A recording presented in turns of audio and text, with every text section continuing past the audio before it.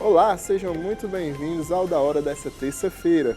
Hoje falaremos sobre economia, saúde e muito mais. Tudo isso você acompanha a partir de agora no Da Hora.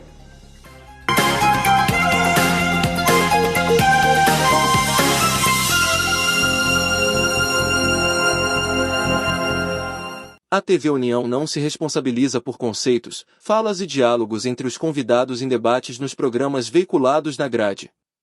A direção.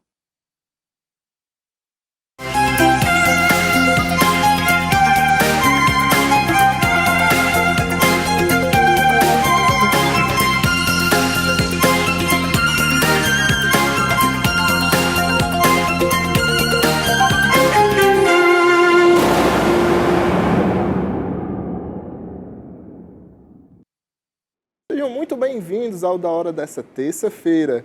E hoje comigo aqui na bancada, nosso convidado de toda terça. Tudo bom, Fábio? Tudo bem, Gabriel, estamos aqui para debater os principais assuntos voltados à política e à gestão pública. E comigo, meu xará também, Gabriel Viana. Tudo bom, Gabriel? E aí, Gabriel, tudo certo? Tudo bem, Fábio? Tudo bom, Gabriel? É isso, e a gente já começa falando de coisa boa, porque a gente sempre fala que a educação e o esporte são transformadores. E na tarde da última sexta, o bairro Gereissati 2, no município de Pacatuba, recebeu autoridades locais e estaduais para a inauguração de uma areninha.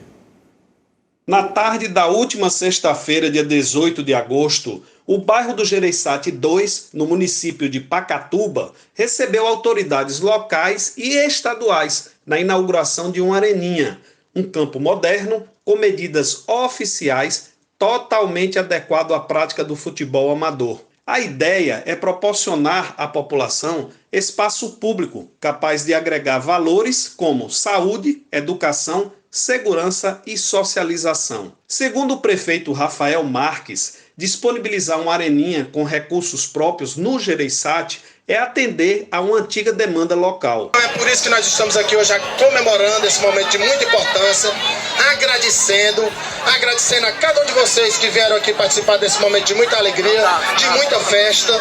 Então aqui é só a palavra gratidão a cada um de vocês por estar aqui com a gente e dizer que vamos continuar nessa batalha, que o futuro não pode parar. O evento contou com a presença do deputado federal Júnior Mano e do secretário de governo Leonardo Araújo. E aí, Fábio, qual a importância de uma construção como essa? Bom, Gabriel, as areninhas elas vêm se configurando como uma política pública muito intensa no sentido de favorecer a população, né? A população que ali reside ao redor das areninhas. As areninhas elas possibilitam não só o esporte, mas a educação, porque existem projetos na área de educação que devem e podem ser desenvolvidos nas areninhas, projetos pedagógicos, recreativos, e ainda a socialização, porque acaba que se cria ali uma ação onde as pessoas podem ali se conhecer, podem ali usufruir daquele espaço, ou seja, as areninhas elas hoje agregam uma política pública extremamente viável para as gestões.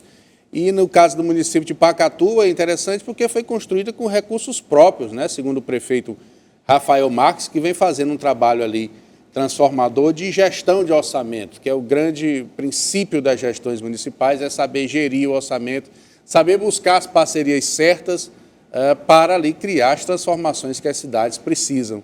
Então o Gereissati cobrava uma areninha há muito tempo e aí a gestão conseguiu implantar esse equipamento que já está servindo a comunidade e merece todos os aplausos aí da sociedade. Mas foi feita a construção, mas tem que ser zelada, né? A população tem que zelar, o poder público tem que zelar e, claro, utilizar a areninha como uma ferramenta de esporte, colocando escolinhas. Não é só colocar a areninha lá e qualquer um ir jogar no tempo livre. Não é. Tem que ter uma regulamentação, né? Existem as regras, né? Existem todos os convênios de cooperação técnica com as associações de esporte, com os times locais que ali vão criar seus calendários, né?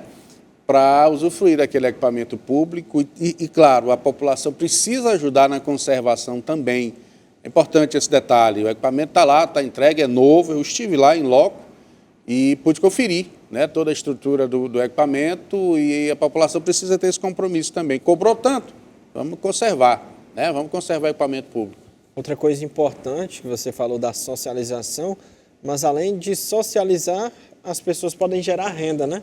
Aquele senhor, aquela senhora que vende o seu pratinho, vende o seu espetinho, pode ir para lá, para a beira da areninha, que vai sempre estar lotado, porque eu tenho uma areninha próximo lá à minha casa, todo dia, domingo a domingo, a hora que a gente passar ali depois de 4 horas da tarde, sempre está muito lotado até de noite. Então, muito importante para gerar renda para essa população também, né? Com certeza, essa socialização parte disso, né? Dos comércios locais que podem se instalar ali nas laterais das areninhas, criando feiras permanentes, né?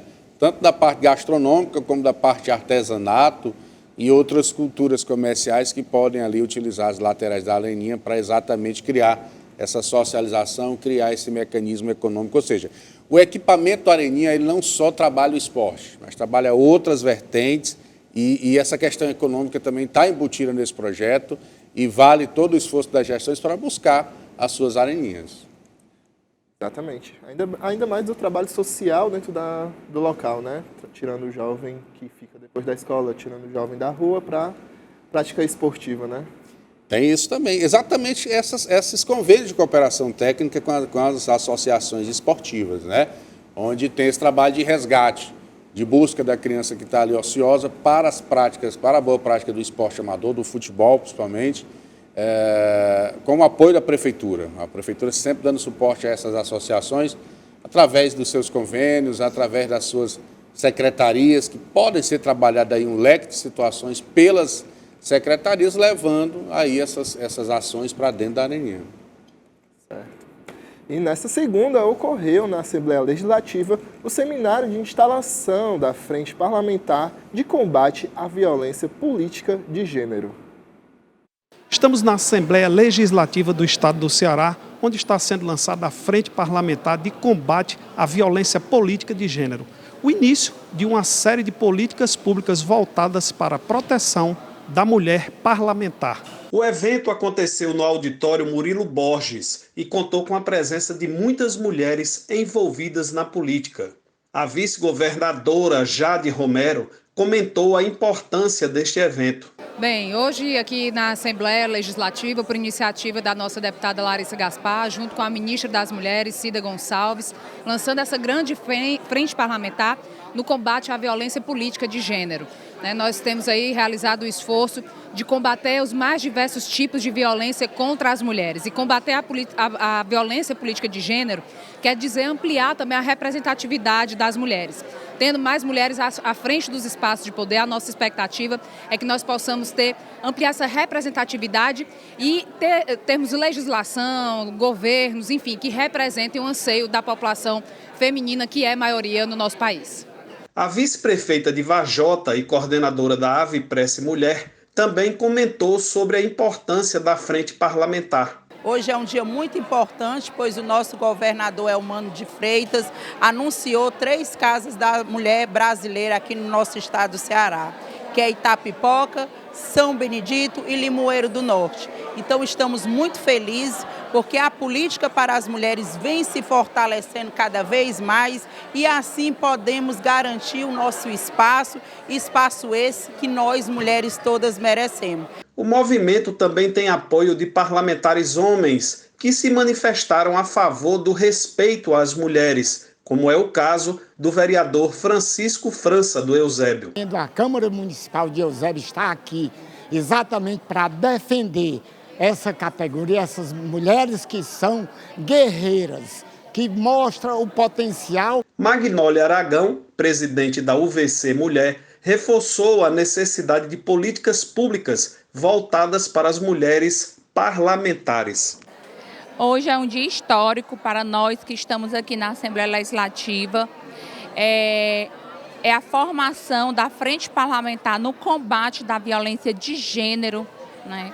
Nós sabemos o quão hoje em dia é importante essa pauta ser discutida a nível do Legislativo Municipal, do Legislativo Estadual e do Legislativo Federal. Então eu, como legisladora parlamentar de um município do nosso estado, me sinto honrada de poder fazer parte desse momento histórico. Medida muito importante, né? Claro, o papel da mulher na política, ele vem crescendo cada vez mais, né? A maioria do eleitorado é feminino, né? Composto por mulheres e que precisam fazer parte das discussões, das tomadas de decisões nos seus municípios, nas suas secretarias e na sociedade de um modo geral. Então, a deputada estadual Larissa Gaspar promoveu a criação dessa frente parlamentar exatamente para ali começar a organizar uma série de ações nos municípios, a partir da Assembleia, nos municípios, no sentido de coibir todo e qualquer tipo de preconceito de gênero, toda e qualquer situação que venha aí a denegrir a imagem da mulher, a poldar o direito da mulher de legislar nas suas câmaras municipais, de agir nos seus mandatos como gestoras. Nós tivemos aí a presença da vice-prefeita de Varjota, Alessandra Araújo, que coordena um trabalho forte ali na Avipress Mulher, que é a Associação dos Vice-Prefeitos. Então, é uma série de ações que vão ser criadas a partir da frente parlamentar, exatamente para identificar potencialidades na política, de mulheres na política, formá-las também, capacitá-las politicamente falando, e vão ser criados canais de comunicação também para que aquela mulher que se sentir coagida, que se sentir oprimida nos seus mandatos, possa ali estar fazendo suas reclamações, suas queixas, e aí a frente parlamentar tomar as providências cabíveis. É importante esse tipo de ação para o processo democrático, de um modo geral, para as construções que precisam ser tomadas, para as prioridades que precisam ser estabelecidas nas gestões, tanto municipais como gestões de Estado. Essa interação, essa democratização dos debates em torno da mulher produzindo é de extrema importância, e a gente espera que essa frente parlamentar ela avance além do dia de ontem, né? Ela cresça em ações, ela cresça na resolução das demandas e no apontamento de soluções. É isso. E agora uma notícia triste, porque uma criança de apenas 1 ano e 10 meses, residente no município de Morrinhos, na zona norte do Ceará, apresentou sintomas gripais fortes e falta de ar. Aí os pais levaram o bebê, Anthony Gabriel, para o hospital municipal para ser consultado e receber os primeiros tratamentos. Segundo relata a mãe de Anthony Gabriel, a senhora Maria de Fátima, foi prescrita uma medicação para ser diluída no soro, mas a equipe médica aplicou o remédio diretamente na veia da criança, que imediatamente desmaiou e já começou a sangrar pelo nariz e pela boca. Ela teve que ser transferida em estado grave para Sobral e na ambulância sofreu paradas respiratórias e o seu quadro continua grave. Está internada a criança. Está internada. Inclusive a gente pede informações de Morrinhos no sentido de saber como é que está o estado de saúde dessa criança. Agora vejam, esse debate com relação aos hospitais municipais, ele é um debate antigo.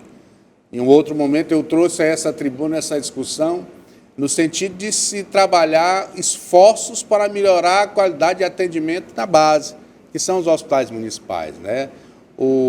A pessoa, quando tem algum problema de saúde nas cidades, procura de imediato o seu hospital municipal, a sua emergência hospitalar localizada no município.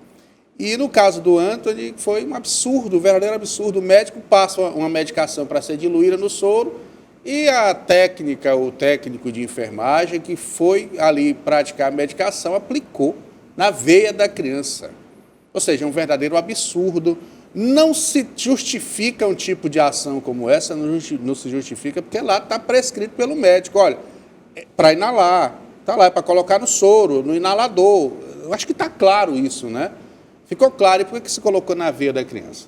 Tá? Então, o que é que a gente discute com relação a isso? A qualidade do atendimento nos hospitais municipais. É preciso que haja uma intervenção branca, vamos dizer assim, do governo do Estado nas gestões das administrações municipais, de hospitais, no sentido de se conhecer o trabalho que é desenvolvido, as modalidades de contratação que precisam ser ali trabalhadas, questionar mesmo o potencial do profissional para saber se estão aptos. Porque se trata de vidas, a gente lida com vidas todos os dias nessas emergências. Não é qualquer coisa, não é um erro administrativo, numa questão burocrática que pode ser corrigido, mas são vidas que podem ali se findar por um erro médico. Então, é uma luta, é uma bandeira que nós temos, tanto ali na UVC como na Avipress, promovendo esse debate em torno dos hospitais municipais, da criação das frentes parlamentares nas câmaras municipais para se conhecer a realidade dos hospitais municipais, dos postos de saúde, para ver que tipo de atendimento está sendo desenvolvido, cobrar uma melhoria nesses atendimentos para que esse tipo de situação não aconteça novamente. São vidas e a gente torce para que essa criança esteja bem, se recupere, a gente pede até informações. E o vereador Tom da Caninana levou esse debate para a tribuna da Câmara, cobrando esclarecimentos da gestão, buscando o Ministério Público para ver que tipo de ação, quem é que vai ser punido, porque precisa ser punido, sim, e o hospital precisa melhorar sua qualidade de atendimento, porque senão vai morrer gente, pelo que a gente está vendo. E o Gabriel está com o nosso celular, né? É importante saber o que é que você que está em casa nos assistindo pensa sobre isso, se você já passou por algo parecido. Está aí nosso WhatsApp na tela, é o 981010984. Manda para cá a sua opinião, que é muito importante para a gente que você faça parte do programa da hora. E falando justamente de hospitais municipais, o secretário de Saúde de Fortaleza, Galeno Taumaturgo, anunciou que o Frotinha da Messejana será entregue em outubro. Nós estamos com o Frotinha da Messejana, que às vezes a gente esquece de hospitais, mas esquece porque é tanta coisa, esquece de falar, mas ele está lá em obras. Eu acredito que mais tarde, em outubro, né? Primeira quinzena de outubro, nós estaremos entregando à população também um hospital moderníssimo, seguindo os padrões do Einstein, em termos de processo, em termos de fluxo. Então, prefeito, muita coisa já feita e muita coisa a ser realizada. Eu sei que você vai fazer mesmo dessa cidade um modelo de saúde para o país todo. Essa movimentação em torno do Frotinha de Messejana é antiga. O equipamento já existia, precisava, obviamente, de melhoras e reformas e de algumas adaptações que poderiam ser feitas em tempo hábil. Agora, o canteiro de obra lá existe há o quê? Mais de 3 anos, prejudicando a população, não só da Messejana, mas de toda ali a circunvizinhança, Conjunto Palmeiras e ali João Paulo II, Janguruçu, esse pessoal todo utilizava aquele hospital, urgências, emergências e demais tratamentos que ali eram oferecidos. Então, parou 3 anos esse serviço de saúde. Para onde é que esse povo foi? Para onde essas pessoas que usufruíam daquela unidade hospitalar, eles foram ser atendidos onde? Então, o prejuízo é incalculável para a população. A gente espera que esse equipamento finalmente seja entregue à sociedade realmente com esses benefícios todos que o secretário de Saúde falou aí, porque senão muita gente deve ter morrido, muita gente teve seus tratamentos prejudicados, e aí fica esse questionamento do porquê da demora da entrega dessa obra, sendo que já existia uma estrutura, já existia um hospital funcionando, só precisava ser melhorada a qualidade de atendimento, melhorada a qualidade da estrutura física, da logística de atendimento. É importante que se abra os olhos e os entendimentos do que é gestão pública eficaz, a gestão pública que atende à necessidade. Você precisa fazer as coisas primeiras funcionarem. O bom atendimento, a boa logística para as pessoas chegarem até o hospital, uma estrutura limpa, uma estrutura organizada e ordenada no sentido de atender bem o usuário. É isso que precisa acontecer, não nada faraônico. A população não espera nada faraônico, não espera nada padrão Dubai, não é isso. Precisa funcionar com o que tem e ir melhorando gradativamente. Se faz política pública eficaz dessa forma, melhorando o que já existe, melhorando a capacidade de atendimento e planejando outras alterações, sem prejudicar o atendimento, sem atrapalhar o atendimento. 3 anos. 3 anos essa obra aí funcionando. Quer dizer, lá, o canteiro de obra, a gente espera que seja entregue. Complicado, né? E a empresa de produtos de limpeza Juá, por meio do projeto Eco Juá, inaugurou um ponto de coleta de óleo de cozinha no VaptVupt da Messejana. Todo o valor arrecadado será destinado ao Instituto da Primeira Infância. O projeto já reutilizou mais de 260 mil litros da substância, que posteriormente se torna sabão em barra. A população é convidada a dar destino sustentável aos seus rejeitos de óleo de fritura, entregando-os no ponto de acondicionamento disponibilizado pelo Eco Juá, periodicamente esses resíduos são recolhidos e será devolvido ao IPRED um valor de R$ 2,50 por litro de óleo, que deve ser utilizado em forma de projetos de educação e capacitação no mesmo nicho. Importante, né? Aquela coisa da parceria público-privada que você tanto fala, né? E tão importante para o movimento das gestões municipais, né? A gente precisa estabelecer isso. E uma ação como essa tem a questão ambiental também, que é de extrema importância, saber onde colocar os óleos gastos. Muitas vezes você acha que não tem utilidade, mas numa ação como essa a gente pode promover bem-estar.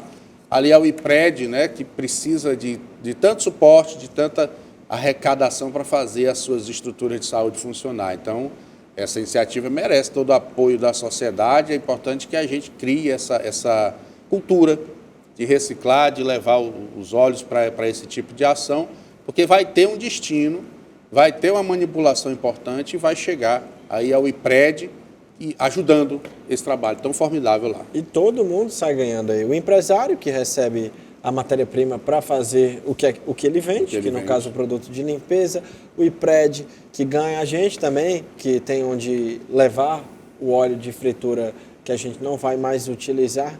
Enfim, é um ciclo, né? É o que nós chamamos de uma cadeia bem produtiva, né? Uma cadeia produtiva que tem suas ramificações que vão poder usufruir desse tipo de ação.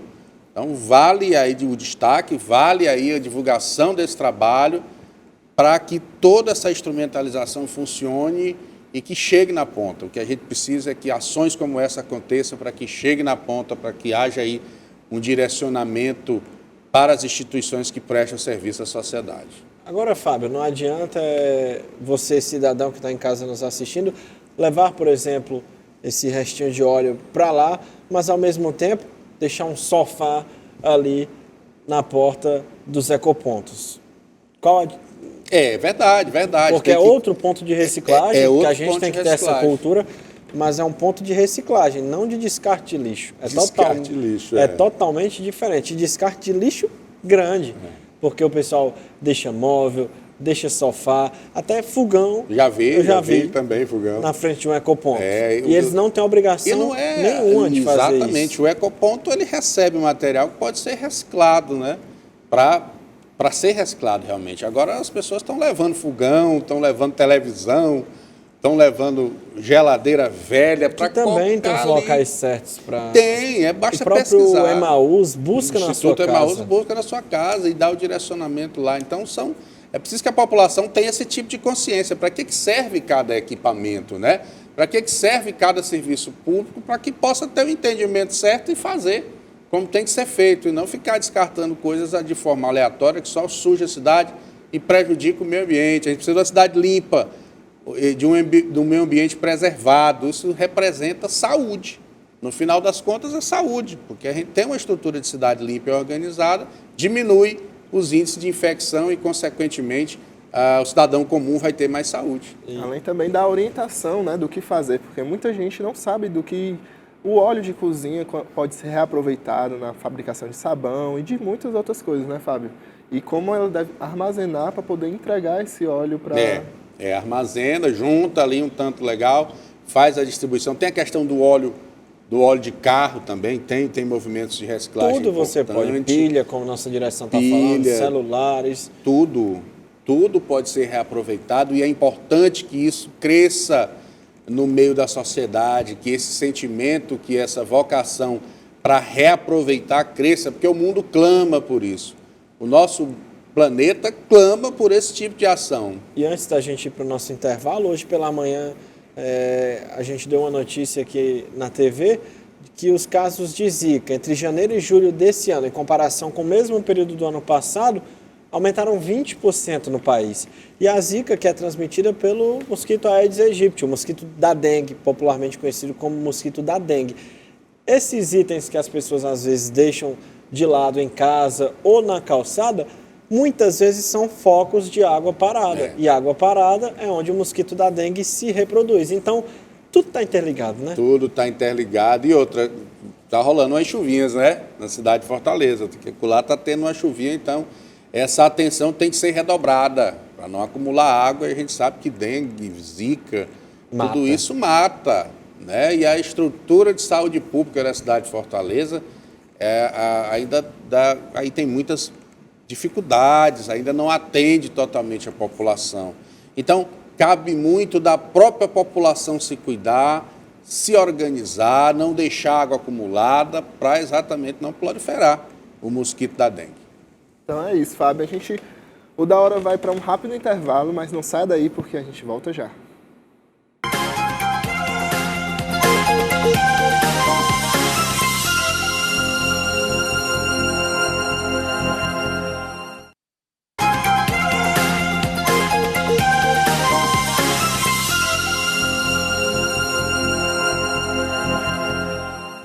O Da Hora dessa terça-feira está de volta.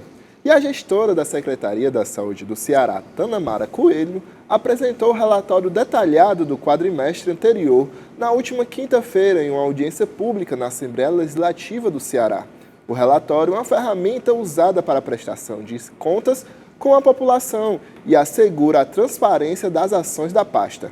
A exposição corresponde aos indicadores do primeiro quadrimestre de 2023. Durante a audiência, a titular do órgão pontuou os assuntos referentes aos resultados e avanços na rede da advertência, indicadores de atenção à saúde e recursos orçamentários. Essa é uma medida legal que precisa ser tomada a cada 4 meses. A secretária, no caso, a Tânia, vai prestar contas à Assembleia Legislativa, prestar contas ao Poder Legislativo das ações de gestão da sua pasta, da pasta da saúde. E, nesse momento, ela pôde promover aí a divulgação de números até interessantes, números voltados, inclusive, para a parceria público-privada, para diminuir filas, né, no atendimento de pessoas que precisam de cirurgias.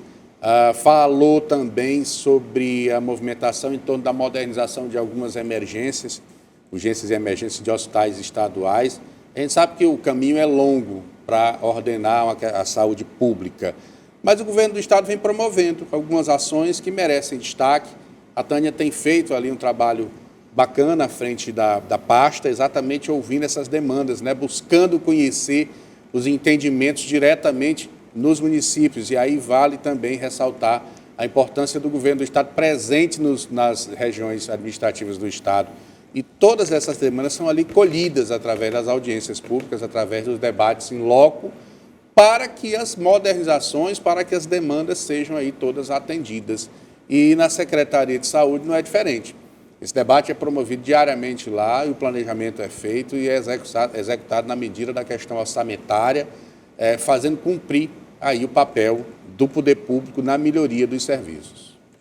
E a titular da SEMA, Vilma Freire, junto com outras autoridades, se reuniu na tarde da última sexta com o presidente da FEComércio, o deputado federal Luiz Gastão. Segundo Gastão, este foi o primeiro contato para apresentar a intenção da FEComércio para operacionalizar projetos comuns entre as diversas entidades presentes, como equalizar o calendário de eventos do Estado, qualificar e unificar iniciativas, rotas e produtos no tocante à legislação, organização, infraestrutura e divulgação nos aspectos ambientais, turísticos e culturais. Importante, né? É importante. Esse envolvimento do governo do estado com a FEComércio, por exemplo, vai poder organizar aí ações reais de desenvolvimento do estado. Então, quem ganha com isso é todo mundo. O empresário, ele não entra, Gabriel, o empresário, ele não entra numa iniciativa pública se ele não visualizar a possibilidade de ter os seus empreendimentos atendidos também economicamente. É um fato. Então, essa busca da integração dos dois movimentos, o público e o privado, eles costumam funcionar, né? E essa ligação através dos eventos, essa ligação através dos entendimentos comuns entre as duas bandeiras, público e privado, só tem a beneficiar o estado do Ceará, através da criação de um calendário próprio de capacitação, em cada área dessa que foi citada, do comércio, do meio ambiente, do desenvolvimento de um modo geral e da geração de emprego e renda. Então, a gente espera que reuniões como essas aconteçam, mas que a prática comece a ser desenvolvida, né, em tempo hábil, ou seja, para ontem, já que gerar emprego e renda é um dos principais mecanismos de qualquer gestão. independente de bandeira partidária. Qualquer gestão precisa focar na geração de emprego e renda. E essa busca por parcerias é uma das ferramentas, é um dos alicerces importantes para que essas ações aconteçam. Com certeza.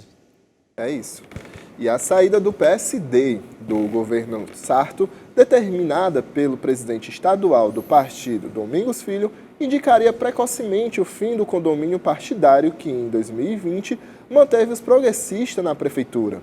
O rompimento que tem o PDT e o PT como interessados maiores alvejam de uma só vez não só o comando da administração municipal, fazendo abortarem planos A e B de manutenção dos poderes, mas também a oposição que, sem liderança nem ideias, patina nas mãos apenas do nome do capitão Wagner como opção eleitoral. A decisão de Domingos Filho, agora sem volta, seria um tiro de largada para uma partida corrida na qual os partidos se distanciaram de Sarto. Falta mais ou menos um ano para as eleições, um pouco mais, né? 1 ano e uns 2, 3 meses, mas as movimentações parece que a votação já é daqui a 2 semanas, né?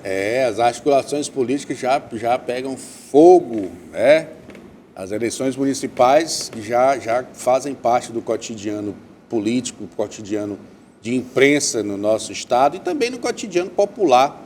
As pessoas já começam a entender que ano que vem é ano de eleição. Você acha, Fábio, desculpa te interromper, que essa movimentação já começa mesmo nas eleições para o governo do estado? Acaba uma, começa a outra. Acaba uma eleição, começa a outra, é assim que funciona. O mecanismo político é uma mola que é uma engrenagem que nunca para de funcionar. No caso do PSD de Domingos Filho ter aí deixado a base do prefeito José Sarto, foi uma articulação política que envolve outros interesses.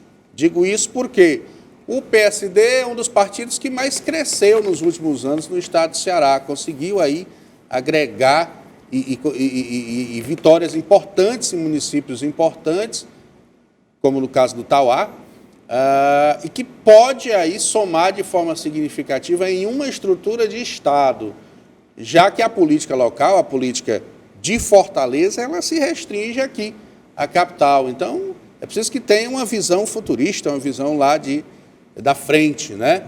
E o Domingos Filho partiu para essa nova empreitada junto ao governador Eumano de Freitas, junto ao PT, deixando a base política de José Sarto e Roberto Cláudio. Vamos aguardar cenas dos próximos capítulos. Hoje, o deputado federal Célio Studat assume a Secretaria de Proteção Animal, né? E o Célio Studat, que é do PSD, ou seja, tem suas ligações aí com o Domingos Filho, e já é o primeiro movimento dessa vinda, dessa agremiação partidária para a base do governo do Estado. Dizem aí, nos bastidores, que vão existir mais situações. Vamos aguardar aí o que é que vai acontecer. A expectativa é que o Célio faça um bom trabalho, já que ele se elegeu com essa bandeira, com essa causa, né? com essa bandeira. Né?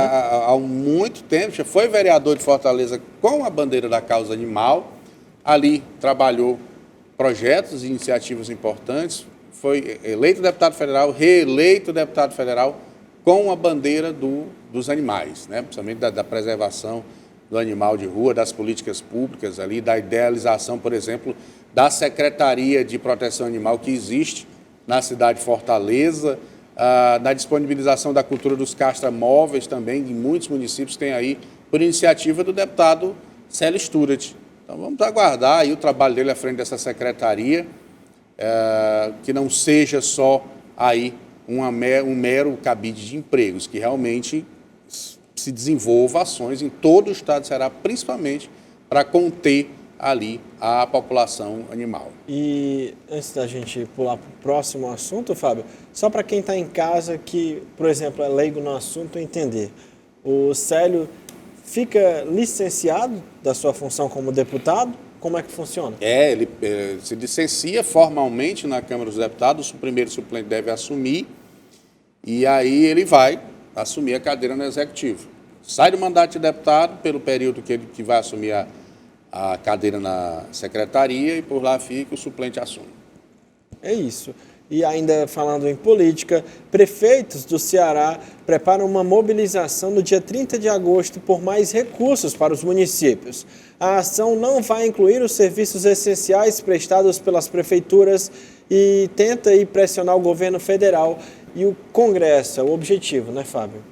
Com certeza, é a questão do FPM, né, já tão defasado para as cidades. Tem muitos municípios que não têm arrecadação própria, que não conseguem desenvolver nenhum sistema de arrecadação própria e ficam dependendo, muitas vezes, do Fundo de Participação Municipal, que é um recurso federal, que chega na conta dos municípios para exatamente ali pagar as despesas da cidade com atendimento médico, com educação, com serviços públicos, enfim, com uma série de ações que precisam desse FPM.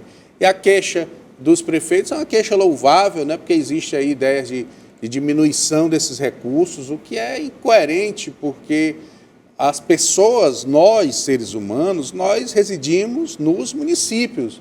Os municípios é que precisam ter toda a estruturação financeira possível e necessária para que se funcione. O Distrito Federal, os estados, elas são nomenclaturas tão somente constitucionais. Nós, seres humanos, moramos nas cidades, nos municípios. Essa famosa pirâmide aí, o famoso pacto federativo, ele precisa ser reavaliado a todo momento. Entra governo, sai governo, ninguém se avalia isso de uma forma coerente, de uma forma real, para que se funcione. O que é interessante se saber? Diminuindo o FPM, diminui a capacidade de atendimento no hospital, no posto de saúde, diminui as vagas na escola, se tornando um caos. Se tratando da cidade de Fortaleza, e cidades de maior porte, que tem uma arrecadação financeira através dos impostos, vai lá, o prejuízo é menor. Mas no município pequeno, no Baixio, que é bem pequenininho, numa Barreira, no Mirim, cidades que necessitam desse fundo de participação, como é que funciona? Como é que vai ser esses municípios que já vivem sucateados, já vivem sem dinheiro? Se diminuir, como é que vai ser? Então, a reivindicação é válida, fica aqui o apoio para as ações das prefeituras, da prece, no sentido de se mostrar a importância da manutenção do FPM e da melhoria, assim que possível. É isso. E a Alessandra Araújo, vice-prefeita de Varjota e coordenadora do movimento Avipress Mulher, cumpre a agenda em Brasília. Dentre os compromissos oficiais, ela participou da Marcha das Margaridas, uma ação em defesa dos direitos e dos posicionamentos da mulher na sociedade e na política. A Alessandra reuniu-se com o deputado federal Célio Student, com quem desenvolve ações em defesa dos animais de rua. Célio disponibilizou emenda parlamentar para a realização de castração de animais em situação de rua em Varjota. Como a gente havia falado do Célio, né? Esse movimento, essa causa animal dele. Essa questão da Alessandra Araújo é a vice-prefeita de Varjota e presidente da Avipress Mulher. E ela retrata bem essa questão do papel do vice-prefeito, tão discutido muitas vezes. O vice-prefeito apenas como um mecanismo de política, né? Um diferencial, alguém que pode fazer a diferença no processo eleitoral. Sendo que o vice-prefeito é muito mais do que isso. Nós temos aqui exemplos fortes de vice-prefeito que trabalham pelos seus municípios, que vão a Brasília, que vão buscar parcerias, que vão buscar capacitação para os colaboradores da prefeitura, ou seja, o vice-prefeito como um vetor de desenvolvimento. Esse é o papel do vice-prefeito, né? A Alessandra tem feito esse trabalho, o próprio vice-prefeito de Fortaleza também vem desenvolvendo um trabalho forte nesse sentido, e essa ação de buscar esses debates, de buscar essas promoções, quem ganha com isso é o município, que avança, que pode aí impulsionar o bom debate. Olha, e antes da gente ir para o intervalo, vamos falar que cerca de R$1 milhão de dinheiro público foi usado para financiar passagens aéreas de autoridades e auxiliares que viajaram em junho para participar do 11º Fórum Jurídico de Lisboa, organizado pelo IDP, uma faculdade de Direito sediada em Brasília e fundada pelo ministro do STF, Gilmar Mendes. Segundo a Folha de São Paulo, mais de 490 mil foram gastos só com diárias. O ministro Alexandre Silveira, de Minas e Energia, gastou 87 mil em passagens e diárias, incluindo uma viagem a Paris com o presidente Lula. E aí, estão certos esses gastos? Tem alguma coisa estranha? Bom, se nós sairmos agora aqui da TV União, percorrermos as periferias de Fortaleza, nós vamos nos deparar com gente passando fome, nós vamos nos deparar com os postos de saúde sucateados, né, com os hospitais municipais caindo na cabeça das pessoas, não só em Fortaleza, na região metropolitana como um todo e nos municípios menores. Então, veja, o cidadão gastou aí o quê? 1 milhão, não foi? Exatamente. 1 milhão dá para reformar um bocado de coisa. 1 milhão dá para melhorar a capacidade de atendimento nesses hospitais. 1 milhão dá para trabalhar saneamento básico em algumas cidades. Dependendo da cidade, dá para pagar o piso da enfermagem. Dá para pagar o piso da enfermagem, bem lembrado. Dependendo da cidade, dá para resolver problema de saneamento básico da cidade inteira. E os caras gastam com um evento que, para o cidadão brasileiro, não é importante. Não tem importância alguma para cá, para a base. Tá? É que nem a questão das joias do Bolsonaro, dos presentes do Lula, dos presentes da Dilma, dos presentes do FHC, porque todo mundo recebeu presente. Todos esses caras receberam presente. E as pessoas discutem isso. Por que não pega todos esses presentes e aplicam o valor deles nos serviços sociais, nos serviços públicos? Essa seria a discussão. Porque todo mundo recebeu. Todo mundo recebeu, todo mundo ganhou, botou no bolso. Não interessa. Pega tudo, recolhe tudo, resgata tudo, vende, seja lá o que for, e coloca dentro da sociedade. Lá na ponta, lá no Bom Jardim, lá no Bom Sucesso, lá no Conjunto Ceará, lá no Mirinzinho, entendeu? Do meu amigo Tony Braga. Coloque esse dinheiro lá, porque ele vai ser bem-vindo, as pessoas vão ser atendidas. Meus amigos, as pessoas estão passando fome há muito tempo e piorou. A população de rua tem aumentado muito na cidade de Fortaleza. E cadê o suporte do poder público? Cadê as ações reais? Falta dinheiro? Acho que não falta dinheiro não para se gastar. O cidadão gastou o quê? 80 mil em diária, né? 80 mil dava para comprar um bocado de cesta básica e atender por alguns dias as pessoas que estão passando fome ali na Praça do Ferreira. E por aí vai. É muito dinheiro público sendo gasto com coisa desnecessária, com ações que não vão somar em absolutamente... O que é que um fórum desse vai somar aqui no Brasil?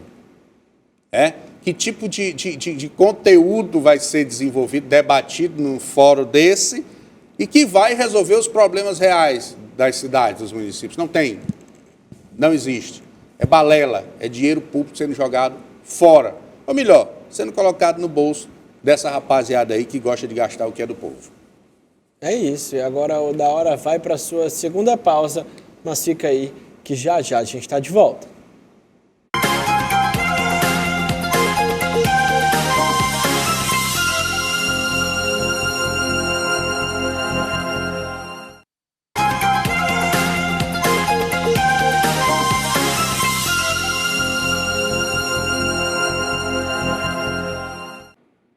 Sejam muito bem-vindos de volta ao Da Hora dessa terça-feira.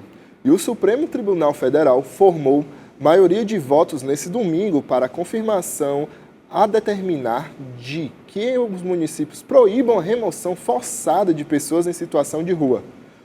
Os ministros julgam no plenário virtual da Corte uma decisão individual do ministro Alexandre de Moraes, de julho, que determinou aos governos federais, estadual e municipal a implementação de medidas previstas na Política Nacional para a População em Situação de Rua. Os votos podem ser inseridos no sistema da Corte até essa segunda.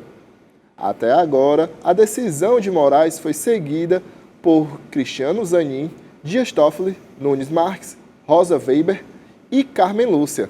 Com a decisão, a remoção de pessoas e recolhimento forçado de objetos ficam proibidos. E a gente volta a tocar nesse assunto, né, de pessoas que estão em situação de rua, precisando de um orçamento e... Elas já quase não têm dignidade pelo fato de morarem na rua. E ainda passam por isso, eu acho que é uma humilhação sem necessidade. E vejam, mais uma vez o Supremo Tribunal Federal tem que interferir no processo de tramitação legislativa das ideias e agora também nas gestões, né? Porque, veja, Fortaleza, vamos falar de Fortaleza. A gente antigamente só observava a população de rua ali no centro da cidade. Hoje não. Hoje, se você percorrer os mais diversos bairros de Fortaleza, você se depara com pessoas em situação de rua, sem um menor direcionamento, né? sem a menor condição de saber onde está, muitas vezes sob efeito de drogas, muitas vezes ali com fome, e aí esconde a fome com a droga, e que vão morrendo à míngua, que vão morrendo nas ruas sem ter o menor tipo de atendimento. As gestões precisam atentar para a criação de mecanismos voltados para atender a população de rua. Tanto na questão da saúde pública, e aí o prefeito José Sarto, vamos abrir um parênteses, ele criou os consultórios de rua, uma medida que tem por objetivo atender esse nicho, né? A questão também da higiene, existem pontos na cidade de Fortaleza onde o cidadão de rua ali pode tomar um banho, pode receber uma alimentação. Agora, essas ações elas precisam crescer, elas precisam fermentar e avançar na cidade, tá?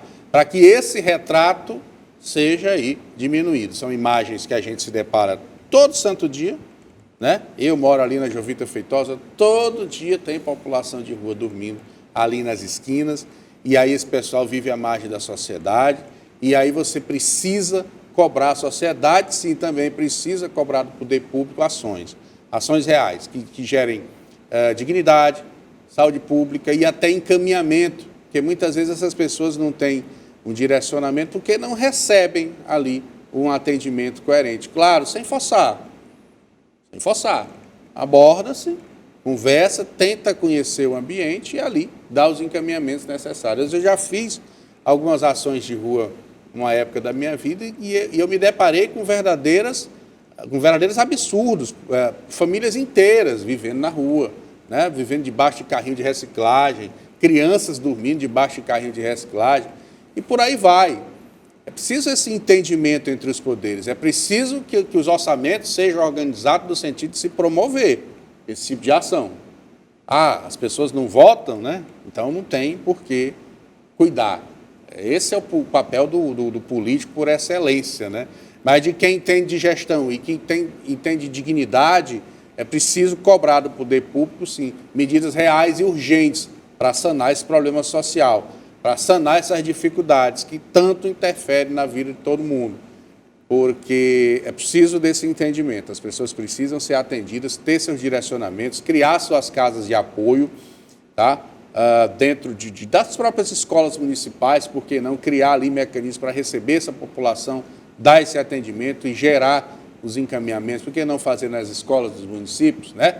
Já se levanta uma ideia para uma boa discussão ali na Câmara Municipal de Fortaleza. Então, fica o alerta, fica aí o entendimento de que precisa, sim, tomar algumas medidas importantes. E aí, a gente volta a bater naquela tecla que a gente estava comentando no bloco anterior, de gastos desnecessários por meio aí dos políticos, né? Será que esse dinheiro não poderia estar sendo investido nessas pessoas que a gente conferiu há pouco na tela, que precisam, acho que muito mais de uma refeição, de um banho, de uma moradia, de um cuidado nos dentes, do que uma passagem aérea para outro país. Um evento, né? Veja bem, nós falamos em uma cifra de R$1 milhão gastos com isso, né? Quantos pontos de apoio não poderiam ser construídos e geridos na cidade de Fortaleza, por exemplo? Esses pontos de apoio que tem um ali na Dom Manuel, quem quiser conferir na Dom Manuel, antes de chegar no sinal da Duque de Caxias, tem um ponto de apoio para a população de rua. Quantos não poderiam ser construídos? Olha aí, um refeitório social na cidade de Fortaleza para atender a população de rua, né? Com esse R$1 milhão que acaba com as refeições, com a higiene. Todo, né? Daria para pelo menos minimizar e muito essa questão, tá? E aí o caba gasta R$1 milhão só com um evento. Então, é esse tipo de disparidade, é esse tipo de desigualdade, essa é a palavra, esse tipo de aberração com a coisa pública que a sociedade precisa combater e cobrar. E que a imprensa real, a imprensa de verdade, tem que bater essa tecla todo dia, meu povo. A situação é alarmante. A situação da fome no Brasil é alarmante. As pessoas não entendem isso e acaba que se circula discussões que não atendem às reais necessidades de um povo. O Brasil ele não avança porque ali tem uma tríade de ações que emperram esse desenvolvimento. A corrupção, a falta de valores e a inversão de prioridades. Esse tipo de tríade atrapalha todo e qualquer tipo de desenvolvimento. É preciso ter bom senso, é preciso utilizar o dinheiro público para o povo, porque é o povo que paga os impostos, e esses impostos precisam voltar para o povo. E as ações emergenciais de combate à fome e de resgate de vidas precisam ser prioridade em qualquer sociedade. Agora, a história de um evento em Portugal do Gilmar Mendes, isso não interessa a absolutamente ninguém. Lembrando, né, que fome não é quando a gente almoça aqui, vai para um compromisso, se alonga e fica com fome, não. Fome é quando a pessoa faz uma refeição e não sabe nem quando vai ser a próxima. É totalmente diferente. Eu sempre bato nessa tecla. Além de não ter a moradia, essas pessoas que a gente mostrou aí na tela não sabem, muitas vezes, quando vai ser a próxima refeição. Não tomam um banho, dormem no frio, não têm acesso à educação. Tudo isso que, com o investimento do poder público, poderia ser modificado. Poderia ser modificado se houvesse realmente um entendimento do que é, para que é que serve o dinheiro público, né? Eu sempre digo isso, Gabriel. Às vezes você está em casa, eu estou com fome. Aí você vai na geladeira, tem lá uma fruta, tem um nissim miojo no armário, você come. E a pessoa que não tem expectativa nenhuma de comer, que toma um café da manhã, não sabe quando é que vai tomar outro. Então é assim. Essa é a realidade, é uma realidade que infelizmente tem crescido e crescido muito na sociedade brasileira. E parece que os governantes, independente de direita, esquerda, centro, seja lá o que for, parece que esse pessoal não atenta para isso. Principalmente com a pandemia, né? A pandemia veio para triplicar essa realidade, né? E aí fica o alerta para os gestores, fica o alerta para a sociedade que tem que se movimentar. O povo tem que se movimentar, não com baderna, não com destruição, não com vandalismo, mas tem que se movimentar no sentido de cobrar ações reais dos governantes. Vamos cobrar, meu povo. Nós temos o voto como arma, nós temos voz, nós temos ação, nós temos imprensa. TV União está aí, coloca sempre o telefone de contato para que a gente possa se manifestar. Vamos cobrar, meu povo, vamos cobrar. Não adianta a gente ficar em casa reclamando da vida, reclamando que não tem um atendimento médico, reclamando que a escola não presta, que falta merenda escolar. Um grande detalhe aí, a maioria das prefeituras não estão dando merenda escolar, tá? Fica o alerta, inclusive o Ministério Público. Vamos para cima, vamos fiscalizar, vamos entender por que dessa realidade, ok? Então, ficam os movimentos aí todos em aberto, ficam as ações que precisam ser entendidas, qual é o conceito de gestão pública, qual é o conceito de orçamento público, para que é que serve? É para atender você aí da comunidade, que não tem saneamento básico, que não tem uma saúde que preste, que não tem uma educação que preste. O dinheiro do povo é para ser revertido para o povo. É preciso que se cobre, que se entende e que se cobre isso dos governantes. R$1 milhão para um evento, meu irmão, pelo amor de Deus, só Jesus na causa. É isso, Fábio, nosso tempo vai ficando por aqui. Queria te agradecer pela sua presença e pedir suas considerações finais, por favor. Não, é só atentar para essas realidades, né, Gabriel? Dizer que essa tribuna aqui funciona para exatamente trazer ao debate as queixas populares, o que a gente tem que reclamar. Da hora, a TV União funciona dessa forma, como um filtro e como uma ligação da boa imprensa com os poderes públicos. É isso, Gabriel. Muito obrigado por dividir a bancada aqui comigo, por conduzir. Suas considerações finais também. Eu quero agradecer primeiramente a você que assiste o nosso programa da hora e dizer que participe através do nosso WhatsApp e das nossas redes sociais.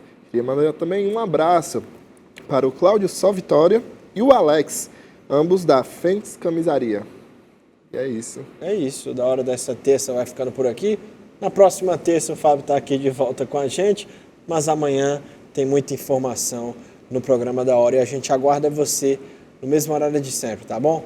Uma ótima terça, uma ótima semana e até amanhã. Tchau, tchau.